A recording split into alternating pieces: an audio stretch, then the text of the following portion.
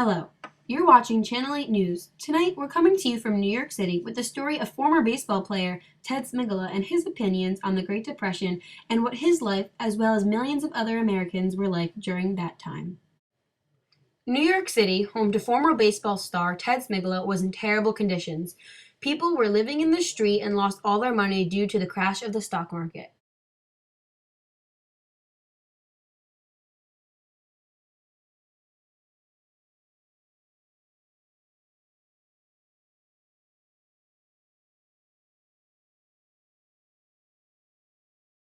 Here's a clip from Babe Ruth's 60th home run.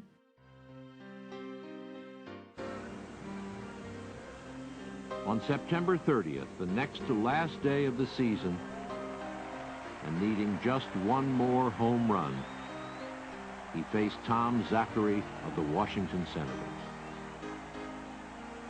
The first Zachary offering was a fast one which sailed over for a called strike. The next was high. The Babe took a vicious swing at the third pitch ball, and the bat connected with a crash that was audible in all parts of the stand.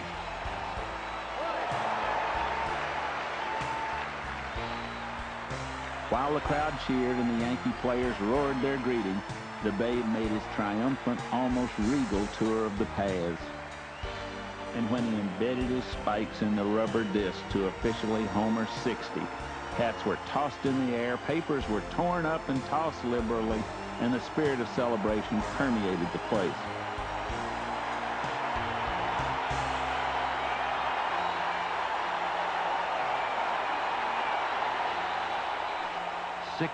Count 'em, 60, Ruth shouted in the locker room. Let's see some other son of a bitch match that.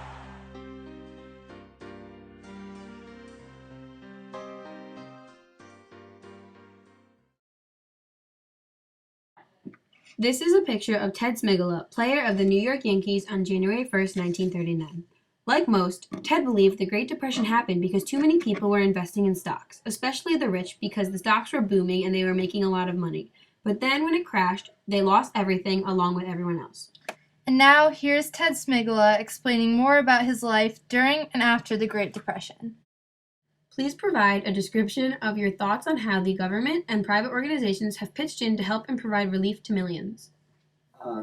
During that time, life was difficult for everybody, and President Roosevelt did everything that he possibly could to try to change things, to develop programs where people could work for the government, building bridges and roads and tunnels, building parks, dams, and it appeared that America was beginning to prosper, but in reality, the Depression lasted for about over 10 years.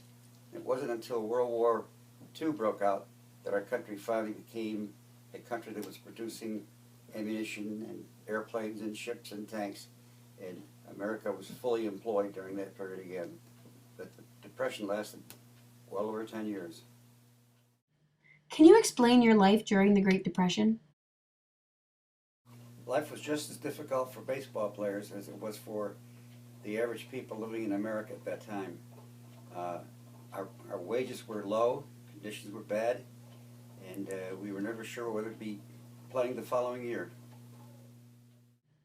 Can you give a full critique of the New Deal and President Franklin Roosevelt?